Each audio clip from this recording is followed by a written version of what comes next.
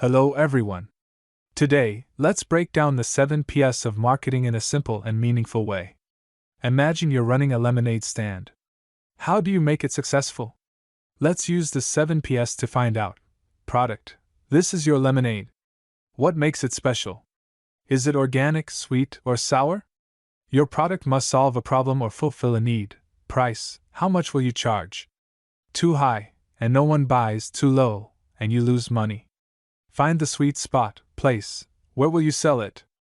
At a park, a busy street, or online?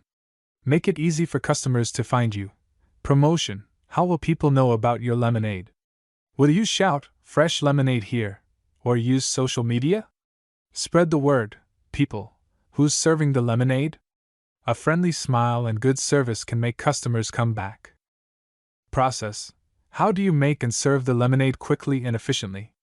A smooth process keeps customers happy. Physical evidence. What do customers see? A clean stand, branded cups, and happy customers drinking lemonade build trust. Now, think of Starbucks. Product, coffee and snacks. Price, premium but worth it. Place, stores everywhere and online apps. Promotion, ads, loyalty programs, and social media. People, friendly baristas.